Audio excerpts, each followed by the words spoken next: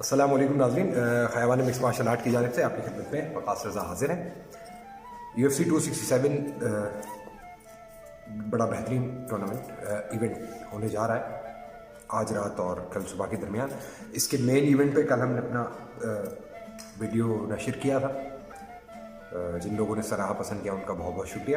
آج ہم اسی ایونٹ کے کو مین ایونٹ اور پھر جو دو سب سے مکھ فائٹس، سب سے اہم فائٹس اس ٹورنامنٹ اس ایونٹ کی ہیں، ان کا احاطہ کریں گے، ان کے بارے میں کچھ مختصر سا تجزیہ پیش کریں گے اور ممکنہ پیش کوئی اپنے تئیں جو ہم سمجھ سکتے ہیں وہ پیش کریں گے۔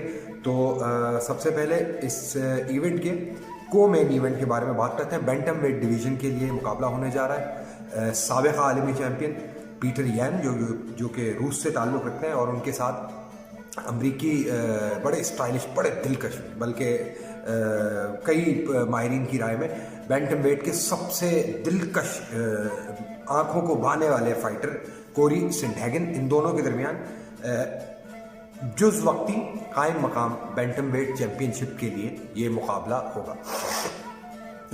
اس مقابلے میں پیٹر یین کو دراصل اس وقت دنیا بھر کے عالمی فینس جو ہیں وہ لیجٹیمیٹ، جائز چیمپئن مانتے ہیں، کیونکہ جس انداز سے چیمپئن شپ یہ ہارے تھے وہ انداز خاصا غیر تسلی بخش تھا۔ الجمین اسٹرلنگ سے ان کا مقابلہ تھا اور اس مقابلے میں تھرو آؤٹ انہوں نے الجمین اسٹرلنگ کی درگت بنائی۔ الجمین اسٹرلنگ بڑی مضبوط ریسلنگ بیس کے حامل، لیکن انہوں نے اور ریسلرز یوزولی اپنی ول امپوز کرتے ہیں، حاوی ہوتے ہیں، زبردست انداز سے اپنے مخالفین پر قابو پانے کی کوشش کرتے ہیں۔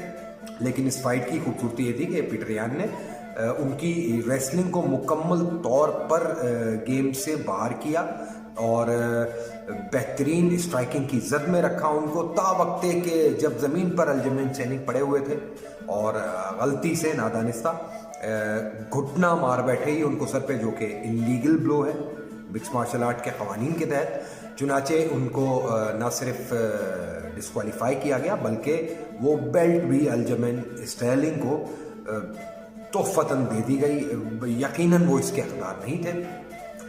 تو اس کے بعد اب یہ کوری سینڈہیگن پچھلے ہی دنوں ٹی جے ڈیلیشو سے ہارے تھے، جو کہ صف اول کے بینٹم ویٹ ہیں UFC کے، سابقہ چیمپئن بھی رہ چکے ہیں، اور اب ممنوع ادویات کی استعمال کی بنا پر ان پر کچھ پابندی لگی تھی، اس کے بعد واپس آئے اور بڑا بہترین مقابلہ انہوں نے کوری سینڈہیگن سے کیا تھا۔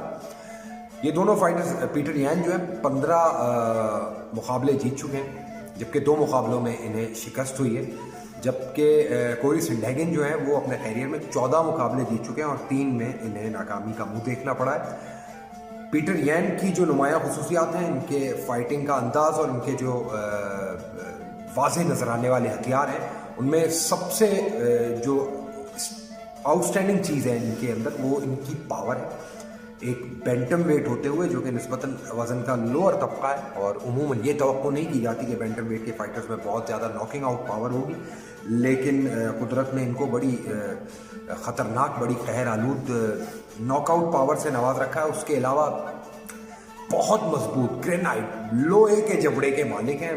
کئی فائٹس ایسی ہیں میں پرسنلی دیکھ چکا ہوں جن میں ان کو اچھی خاصی مار پڑتی ہے، لیکن پرابیبلی شرگ آف کر جاتے ہیں اور کسی بھی قسم کا اچھی خاصی ضربوں کا بھی اثر لینے کو تیار نہیں ہوتے۔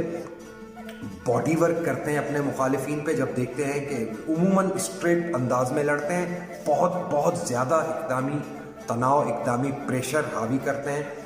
اینگولر موومنٹ، سائیڈ ویز موومنٹ ان کی عموماً اتنی زیادہ نہیں ہوتی، معاف کیجیے گا، اور اسی دوران باڈی ورک کرنے پہ یقین رکھتے ہیں، لیور شاٹس مارتے ہیں، ککس بھی مناسب استعمال کر لیتے ہیں، کسی حد تک بعض فائٹس میں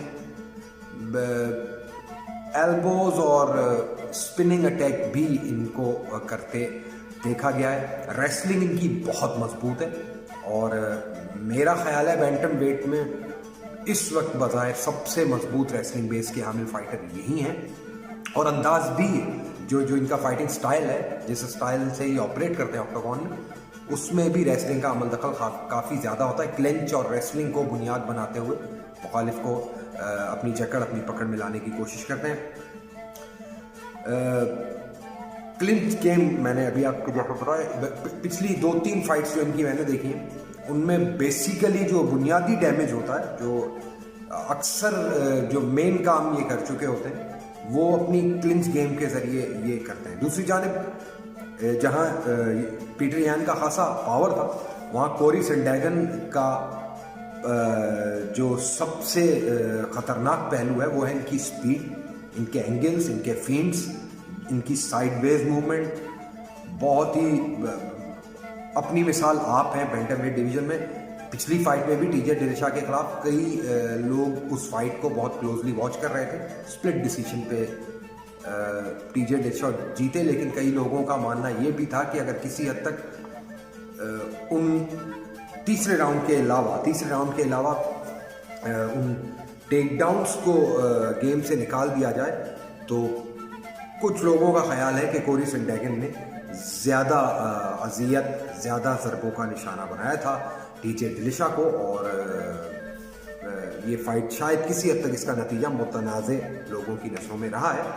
فینٹس ان کے بہت زبردست ہیں, سیٹ اپس ان کے بہت زبردست ہیں, بالکل ان آرتھوڈاکس. ایک بقیہ تمام ہی فائٹرز جس طرح آپ تصور کر سکتے ہیں یا تخیل کر سکتے ہیں کسی فائٹر کا کہ کس طرح وہ آپریٹ کرے گا, بعض اوقات یہ چونکا دینے والے انداز سے اس سے بالکل ہی کوئی مختلف پیترا, کوئی مختلف سٹائل اختیار کرتے ہوئے اٹیک کرتے ہیں. بنیادی جو ان کا سٹائل ہے وہ آؤٹ سائڈ پہ رہتے ہیں, بہت زیادہ ان سائڈ کلنچ اورینٹڈ نہیں ہے. ککس بہت زبردست ہیں ان کی, زبان زد عام ہے ان کی. وہ جو فلائنگ نی سے انہوں نے پروبیبلی مورائس کو شاید ناک آؤٹ کیا تھا اگر میں غلط نہیں, I am not that sure. بہت ہی دبنگ, بہت دھواں دار ایلبوز, اسپننگ اٹیکس کرتے ہیں, گھٹنے مارتے ہیں. بہت شاندار کک باکسنگ آرسنل ہے ان کا. اس کے علاوہ جیسا کہ میں نے بتایا انٹر ہونا, آؤٹ سائڈ سے اٹیک کرنا اور بظاہر یہ چکما دینا کہ اب یہ دوبارہ ایگزٹ کرنے جاؤ, اور اسی دوران بہت ہی تیزی سے اینگل بدل کے پھر ایک اور سیکوینس کریٹ کر لینا, یہ کوری سینڈیگن کا خاصا ہے. اگر آپ ان کی پچھلی فائٹس دیکھیں تو آپ کو یہ خاصیت ان کی خاصی واضح طور پر دکھائی دے گی.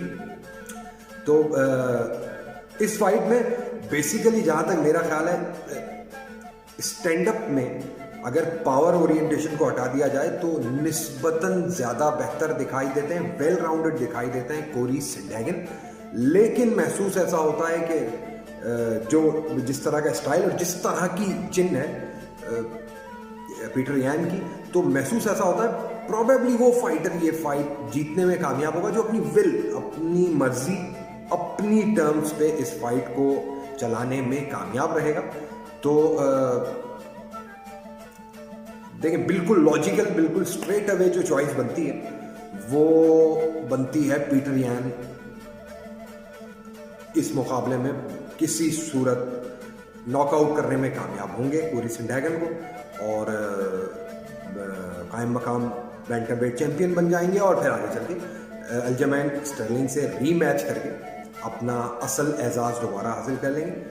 لیکن خیبان مکس مارشل آرٹ کی جانب سے اس بار کم از کم اس فائٹ کے لیے مجھے محسوس بھی ہو رہا ہے کہ سینٹی جو زیادہ شعوری, زیادہ منطقی رائے ہے وہ پیٹر یان ہی ہے. لیکن some how there is a feeling کہ پیٹر یان کو آؤٹ سائڈ پہ رکھتے ہوئے کلنچ امپوز نہ کرنے دے کر پروبیبلی یونانیمس ڈیسیشن پہ کوری سینڈیگن یہ فائٹ جیتنے میں کامیاب ہو جائیں گے. پوری ذمہ داری سے یہ میں بتا رہا ہوں, اس ایونٹ کی سب سے مشکل کال یہی فائٹ ہے. باقی جتنی بھی جو اہم فائٹس ہیں جن کے بارے میں ہم نے بتایا بھی, اور اب مزید 2 فائٹس کا بھی ہم آپ سے ذکر کریں گے, تو وہ نسبتاً آسان ہے پریڈکٹ کرنا یا ان کا رخ, ان کی نہج کو پہلے سے بھانپ لینا. یہ وہ واحد فائٹ ہے جس میں نسبتاً ذرا مشکل ہے, کیونکہ کوری سینڈیگن کا جو اسٹائل ہے وہ پیٹر یان سے یکسر مختلف ہے. تو جب یکسر مختلف کوئی بات ہوتی ہے, بہت زیادہ پھر ان کے درمیان ریلیشننگ ہم نکال نہیں پاتے، اور جب ان دونوں کے درمیان کوئی واضح ریلیشن، کوئی مسابقت بنتی نظر نہیں آ رہی، تو پھر اس فائٹر کا پلڑا نسبتاً بھاری رہتا ہے جو ماضی میں تھوڑی سی مضبوط چن دکھا چکا ہو اور جس کے اسٹرائکنگ ارسنل میں ذرا ویریئنس ہو. تو خیابان مکس مارشل آرٹ کی آفیشیل پریڈکشن اس فائٹ کے بارے میں یہ ہے.